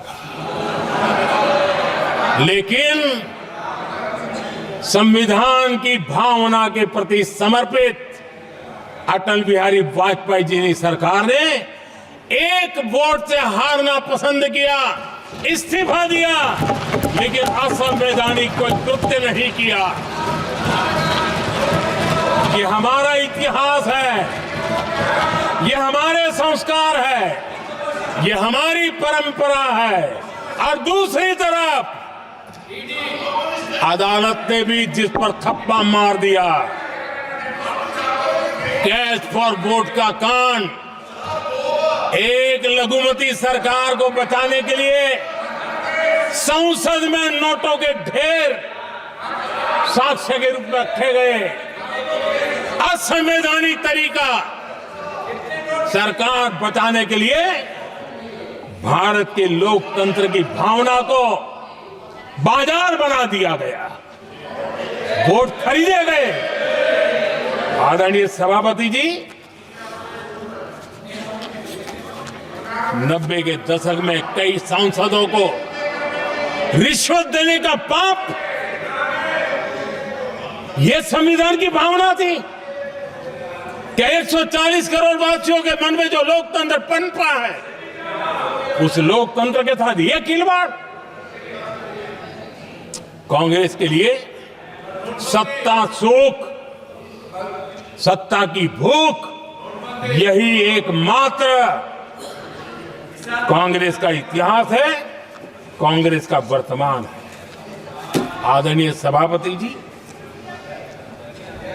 2014 के बाद एनडीए को सेवा का मौका मिला, संविधान और लोकतंत्र को मजबूती मिली। ये पुरानी जो बीमारियों थी, उस बीमारी से मुक्ति का हमने एक अभियान चलाया। बीते 10 साल यहां से पूछा गया, हमने भी संविधान संशोधन किए। जी हां, हमने भी संविधान संशोधन किए हैं, देश की एकता के लिए, देश की अखंडता के लिए, देश के उज्जवल भविष्य के लिए और संविधान की भावना के प्रति पूर्ण समर्पण के साथ किए हैं। हमने संविधान संशोधन किया, क्यों किया? इस देश का ओबीसी समाज तीन दशक से ओबीसी कमीशन को संवैधानिक दर्जा देने के लिए मांग कर रहा है। ओबीसी के सम्मान के लिए, उसको संवैधानिक दर्जा देने के लिए हमने संविधान संशोधन किया है। हमें गर्व है ये करने का। समाज के दबे कुचले लोगों को उनके साथ खड़े होना, ये हम अपना कर्तव्य मानते हैं, इसलिए संविधान संशोधन किया। आदरणीय सभापति जी, इस देश में एक बहुत बड़ा वर्ग था, वो किसी भी जाति में क्यों न जन्मा हो, लेकिन गरीबी के कारण अवसरों को वो पा नहीं सकता था, आगे बढ़ नहीं सकता था, और इसलिए उसने असंतोष की ज्वाला भड़क रही थी और सबकी मांग रहती थी, कोई निर्णय नहीं करता था। हमने संविधान संशोधन किया, सामान्य जन के गरीब परिवार के 10% आरक्षण का किया, और ये पहला आरक्षण का संशोधन था। देश में कोई विरोध का स्वर नहीं उठा, हर किसी ने प्यार से उसको स्वीकार किया। संसद ने भी सहमति के साथ पारित किया, क्योंकि समाज की एकता की उसमें ताकत पड़ी थी, संविधान की भावनाओं का भाव पड़ा था, सबने सहयोग किया था, तब जाकर के हुआ था। आदरणीय सभापति जी, जी हां, हमने भी संविधान में संशोधन किए हैं, लेकिन हमने संविधान में संशोधन किया महिलाओं को शक्ति देने के लिए। संसद और विधानसभा में, और संसद का पुराना भवन गवाह है, जब देश महिलाओं को आरक्षण देने के लिए आगे बढ़ रहा था और कानून यानी बिल पेश हो रहा था, तब उन्हीं का एक साथी दल वेल में आता है, कागज छीन लेता है, फाड़ देता है और सदन स्थगित हो जाता है, और 40 साल तक विषय लटका रहता है। और वो आज उनके मार्गदर्शक है, जिन्होंने देश की महिलाओं के साथ अन्याय किया, वो उनके मार्गदर्शक है।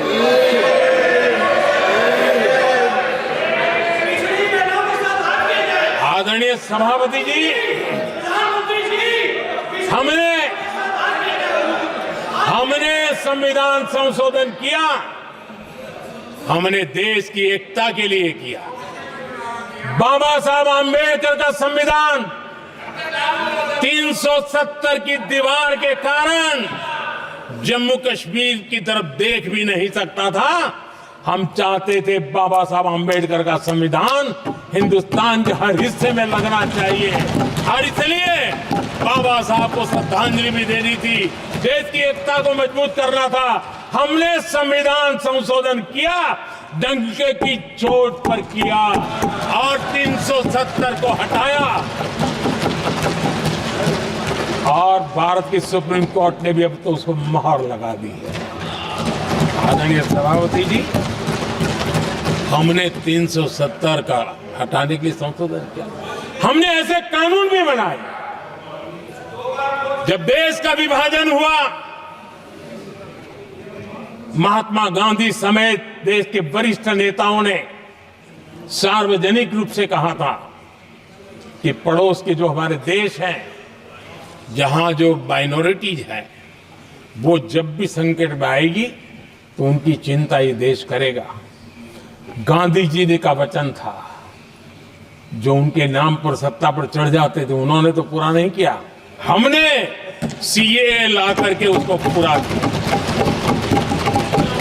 वो कानून हमने लाया, हमने किया है, और गर्व के साथ आज भी हम उसको ओन कर रहे हैं, मुंह नहीं छुपाते हैं, क्योंकि देश के संविधान की भावना के साथ मजबूती के साथ खड़े रहने का हमने काम किया। आदरणीय सभापति जी, हमने जो संविधान संशोधन किए हैं वो पुरानी गलतियों को ठीक करने के लिए किए हैं और हमने एक उज्जवल भविष्य का रास्ता मजबूत करने के लिए किए हैं और समय बताएगा, समय की कसौटी पर हम खरे उतरेंगे, क्योंकि वो सत्ता स्वार्थ के लिए किया गया पाप नहीं है, हमने देश हित में किया हुआ पुण्य है। और इसलिए हमें जो सवाल पूछते हैं आदरणीय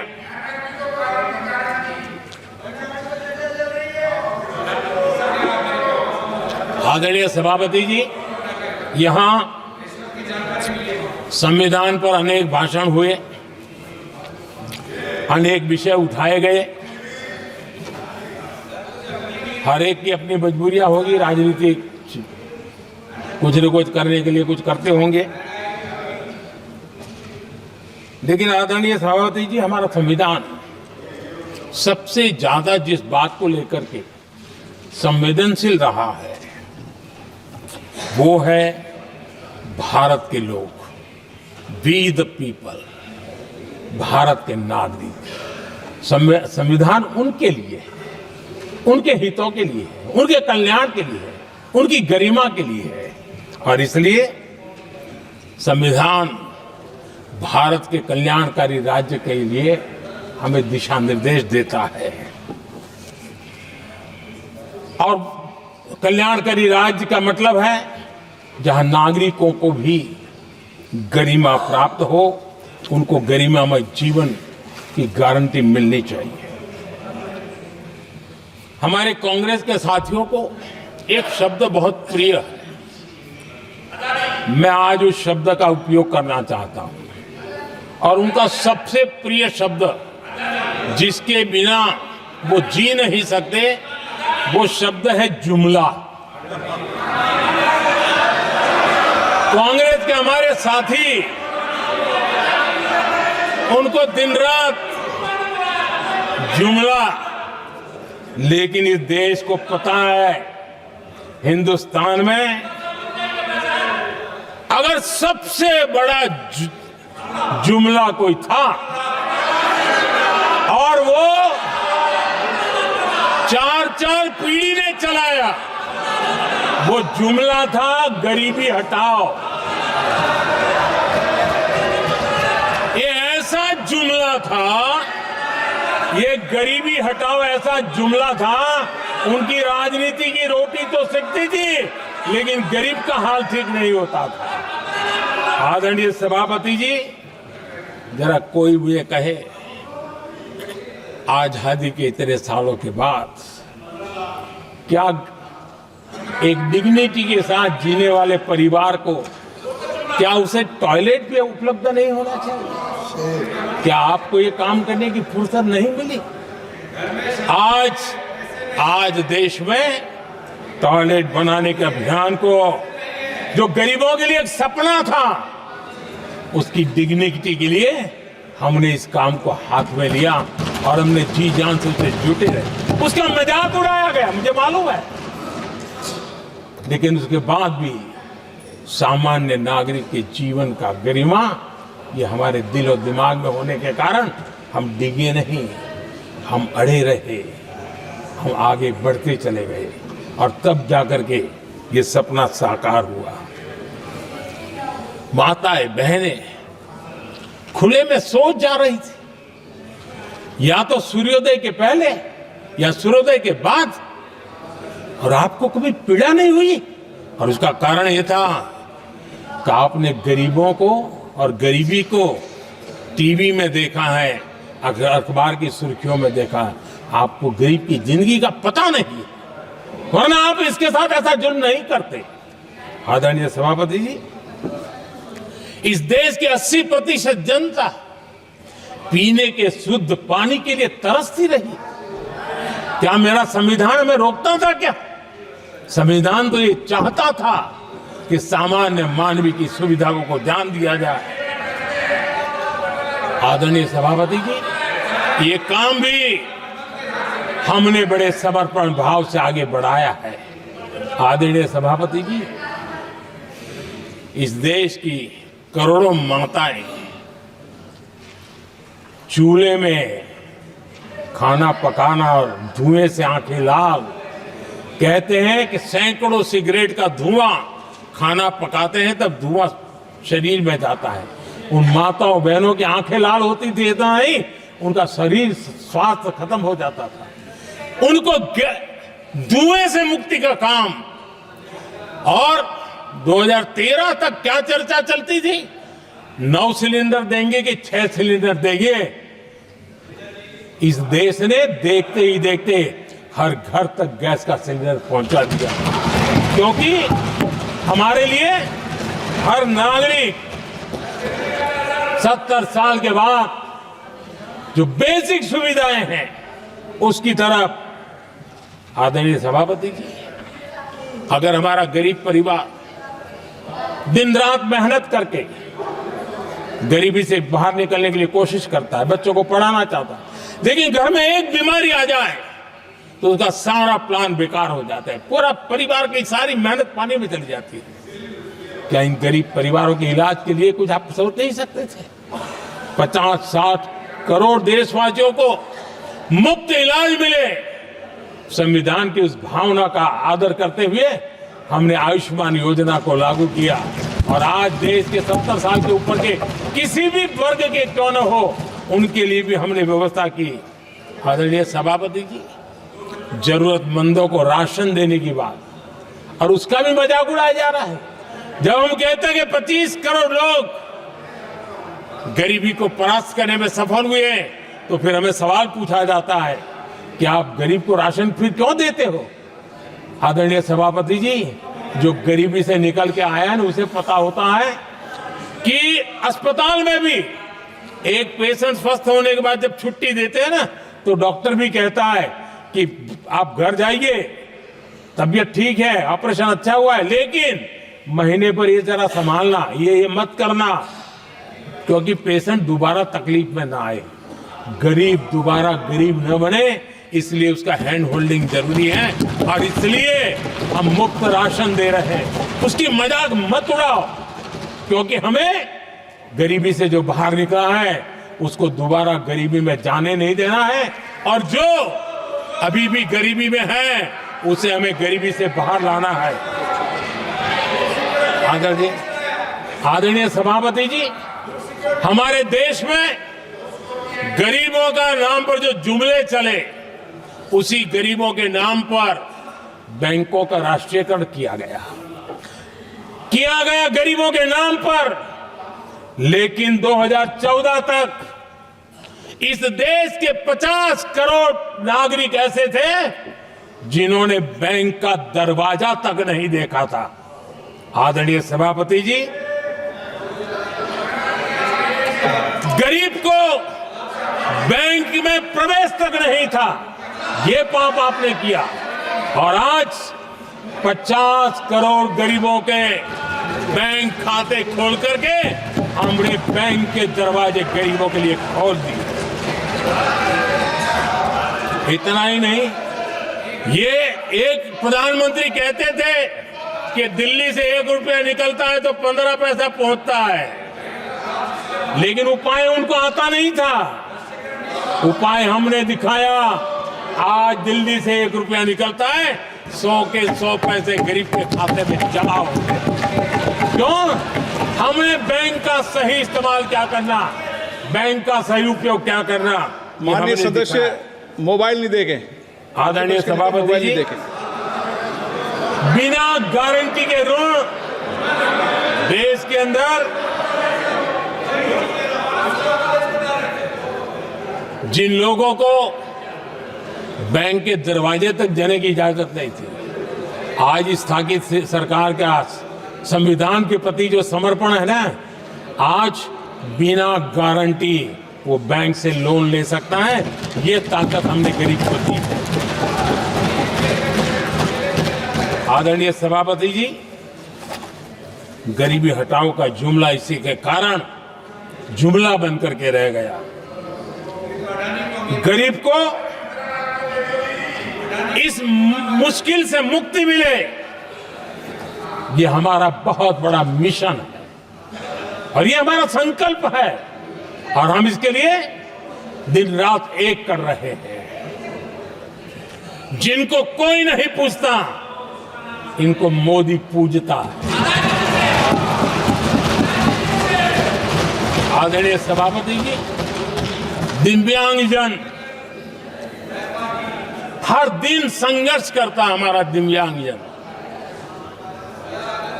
अब जाकर के हमारे दिव्यांग को फ्रेंडली इंफ्रास्ट्रक्चर मिले, उसकी व्हीलचेयर आगे तक जाए, ट्रेन के डिब्बे तक जाए। ये व्यवस्था दिव्यांगजन के लिए करने का हमारे दिल में तब आया क्योंकि समाज के दबले कुचले वंचित लोगों की चिंता करना हमारे मन में था, तब हुआ।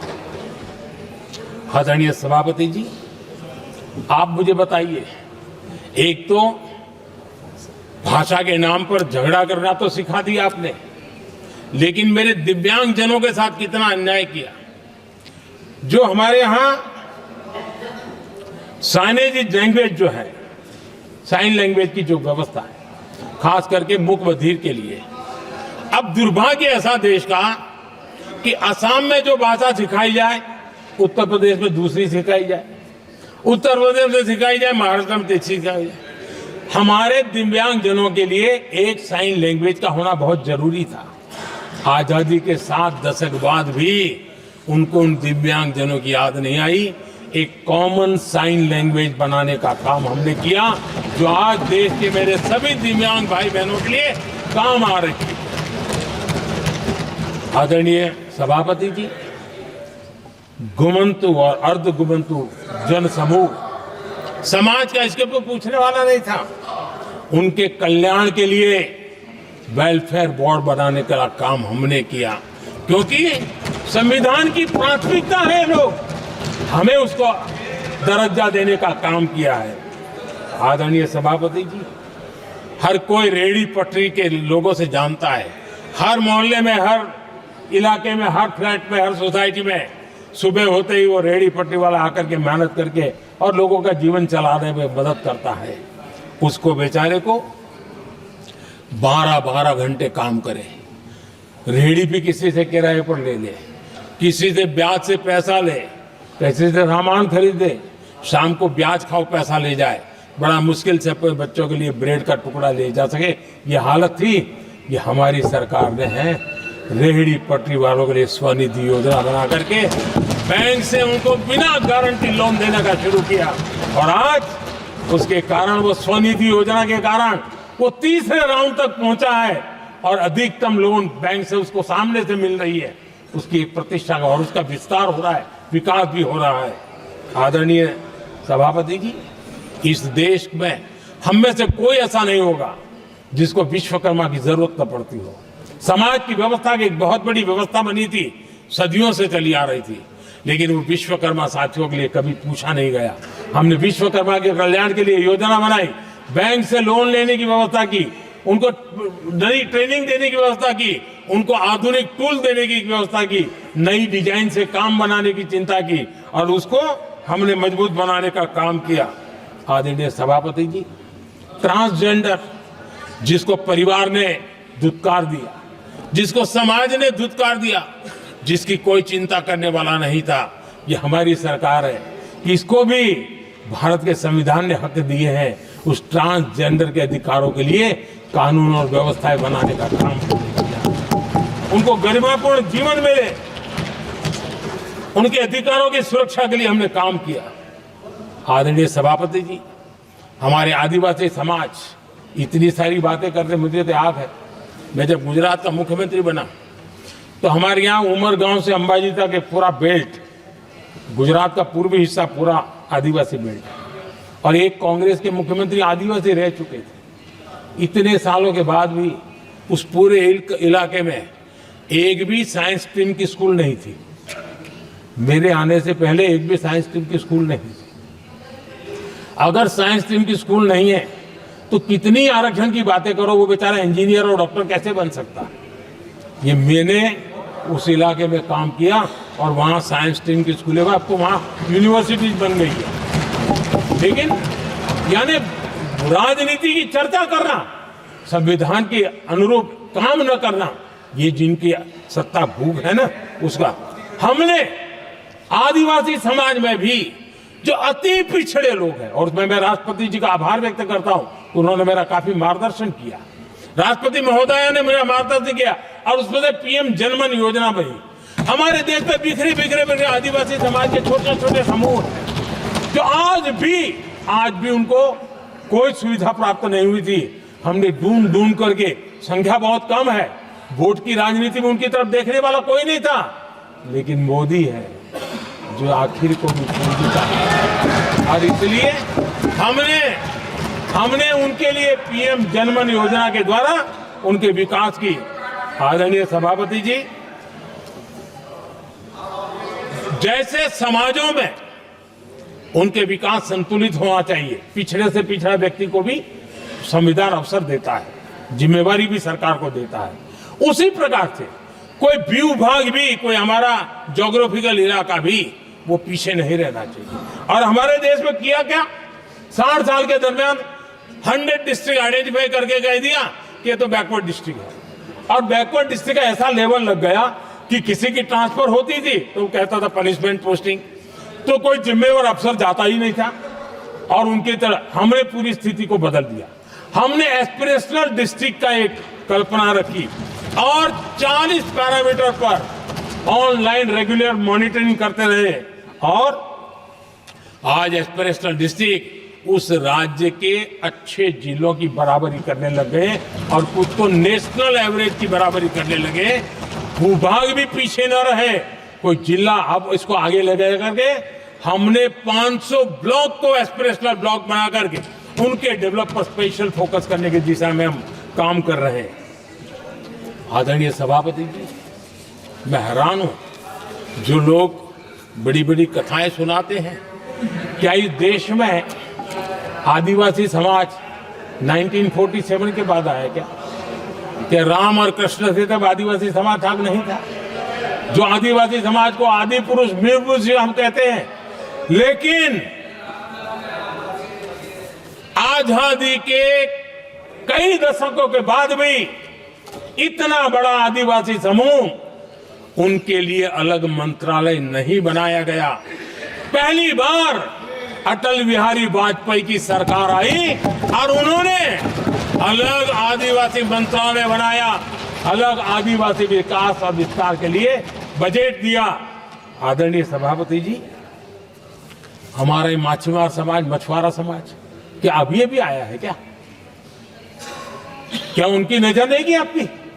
इन मछुआरा समाज के कल्याण के लिए पहली बार हमारी सरकार ने आकर के अलग मंत्रालय बनाया फिशरीज का, उनके कल्याण के लिए अलग से हमने बजट दिया, समाज के इस तबके भी चिंता की।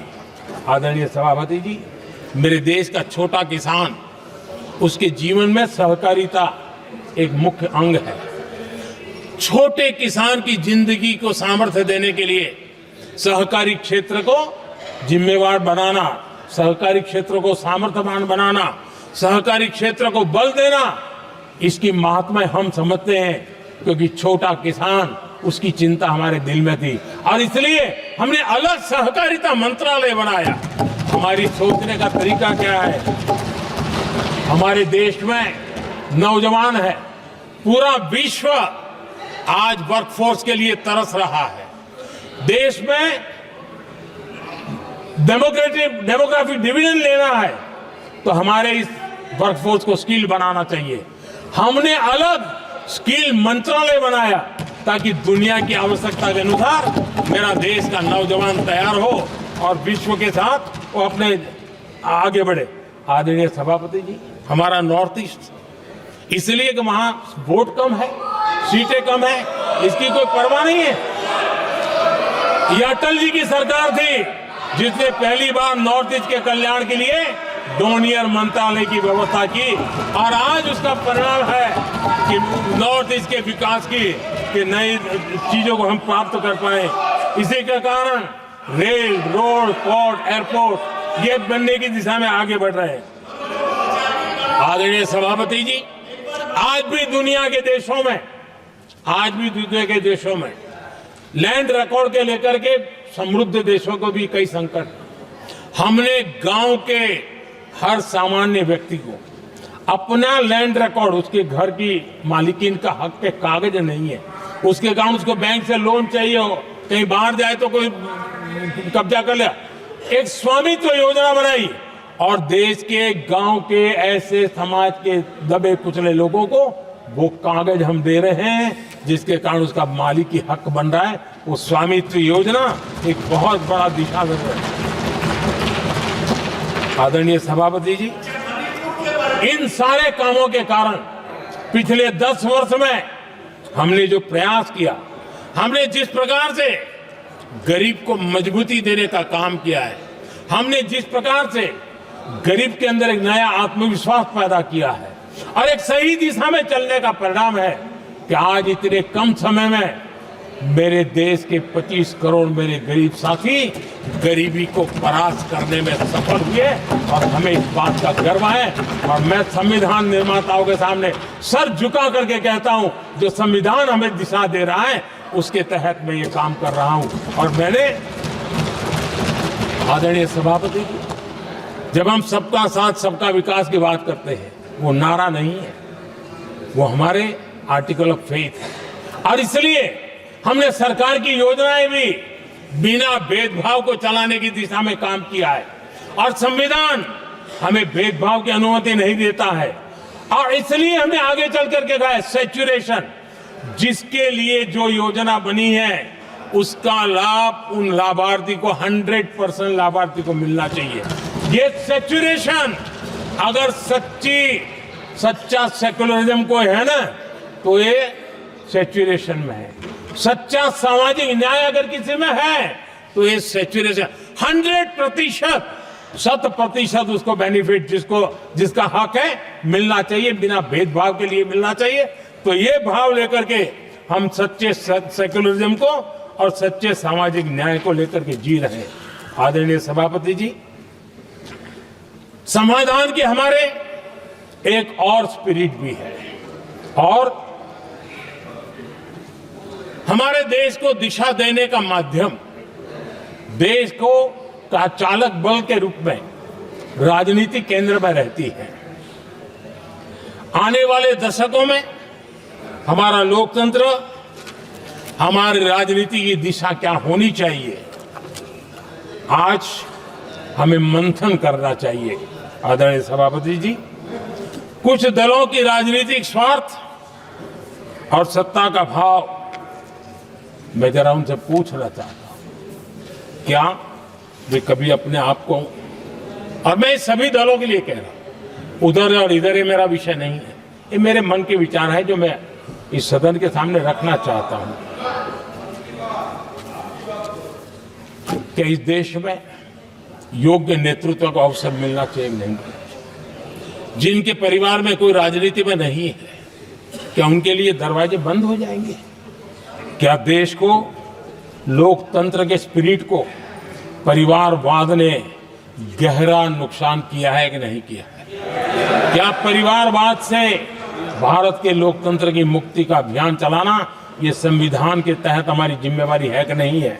और इसलिए समानता के सिद्धांत की बात कहे, अवसर की बात कहे, हिंदुस्तान के हर किसी को, और जो परिवारवादी राजनीति है उनकी धुरी ही परिवार होता है, सब कुछ परिवार के लिए। देश को, देश के नौजवानों को आकर्षित करने के लिए, लोकतंत्र को मजबूत बनाने के लिए और देश के युवाओं को आगे आने के लिए हम सभी राजनीतिक दलों ने प्रयास करना चाहिए। सभी राजनीतिक दलों ने, जिनकी पार्श्वभूमि में राजनीतिक परिवार नहीं है, ऐसे फ्रेश ब्लड को लाने के लिए प्रयास करना, ये मैं मानता हूं कि देश की लोकतंत्र की, और इसीलिए मैंने लाल किले से कहा है कि मेरा एक विषय लेके मैं लगातार बोल रहा हूं, बोलता रहूंगा। 1 लाख ऐसे नौजवानों को देश की राजनीति में लाना है जिनका कोई परिवार का बैकग्राउंड राजनीतिक परिवार का नहीं है। और इसलिए देश को एक फ्रेश एयर की जरूरत है, देश को नई ऊर्जा की जरूरत है, देश को नए संकल्प और सपने लेकर के आने वाले युवकों की जरूरत है। और भारत के संविधान के जब 75 वर्ष मना रहे हैं तो हम दिशा में आगे बढ़े। आदरणीय सभापति जी, मुझे याद है मैंने एक बार लाल किले से संविधान में हमारे कर्तव्य को लेकर के उल्लेख किया था और मैं हैरान हूं कि जिनको संविधान का समझ नहीं आता है वो कर्तव्य की भी मजाक उड़ाने लग गए। मैंने ऐसा कोई इंसान देखा नहीं दुनिया में कि जिसको इसमें भी इतराज हो सकता है आने। लेकिन देश का दुर्भाग्य है हमारे संविधान ने नागरिकों के अधिकार तय किए हैं, लेकिन संविधान को हमसे कर्तव्य की भी अपेक्षा है। और हमारी सभ्यता का सार है धर्म, ड्यूटी, कर्तव्य, ये हमारी सभ्यता का सार है। और महात्मा गांधी जी ने कहा था, महात्मा जी का कोट है, उन्होंने कहा था, मैंने ये अपनी अशिक्षित लेकिन विद्वान मां से सीखा है कि हम अपने कर्तव्यों को जितना अच्छे से निभाते हैं उसी से अधिकार निकल करके आता है। ये महात्मा जी ने कहा था। मैं महात्मा जी की बात को आगे बढ़ाता हूं और मैं कहना चाहूंगा, अगर हम अपने मौलिक कर्तव्यों का पालन करें तो कोई भी हमें विकसित भारत बनाने से नहीं रोक सकता। संविधान का 75वां वर्ष कर्तव्य के प्रति हमारे समर्पण भाव को, हमारी प्रतिबद्धता को और ताकत दें, देश कर्तव्य भावना से आगे बढ़े, ये मैं मानता हूं समय की मांग है। आदरणीय सभापति जी, भारत के भविष्य के लिए संविधान के स्पिरिट से प्रेरित होकर के मैं आज इस सदन के पवित्र मंच से 11 संकल्प सदन के सामने रखना चाहता हूं। पहला संकल्प है, चाहे नागरिक हो या सरकार हो, सभी अपने कर्तव्यों का पालन करें। दूसरा संकल्प है, हर क्षेत्र, हर समाज को विकास का लाभ मिले, सबका साथ, सबका विकास हो। तीसरा संकल्प है, भ्रष्टाचार के प्रति जीरो टॉलरेंस हो। भ्रष्टाचारी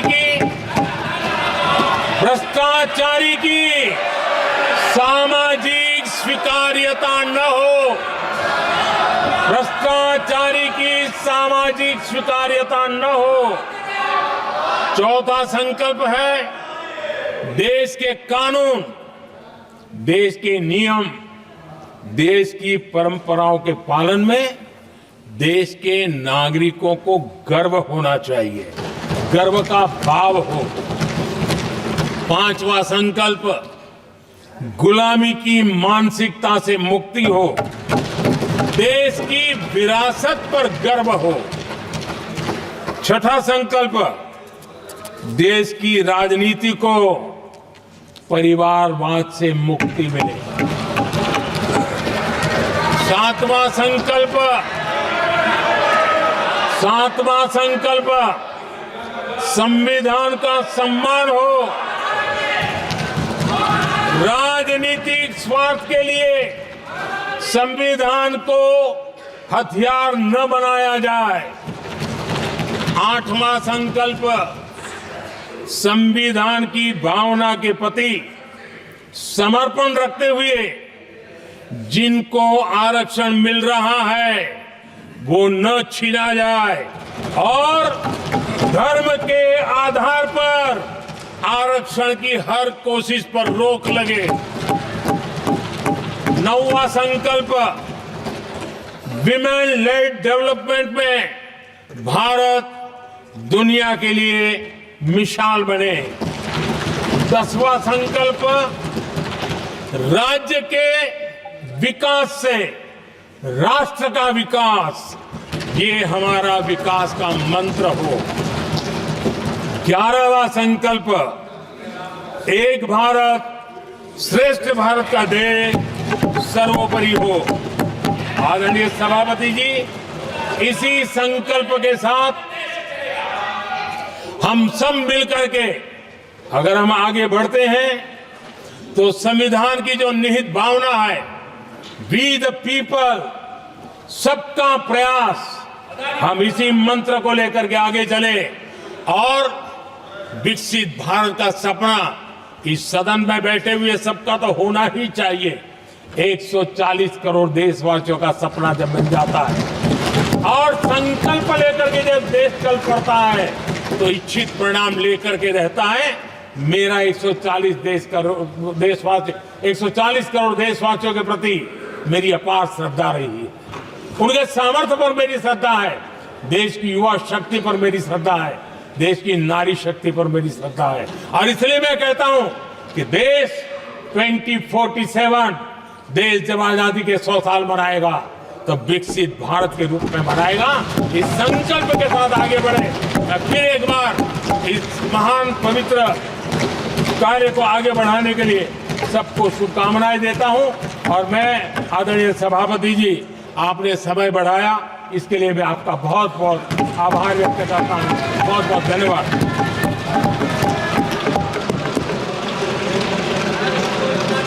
सभा की कार्रवाई सोमवार दिनांक 16 दिसंबर 2024 प्राप्त 11 बजे तक के लिए स्थगित की जाती है।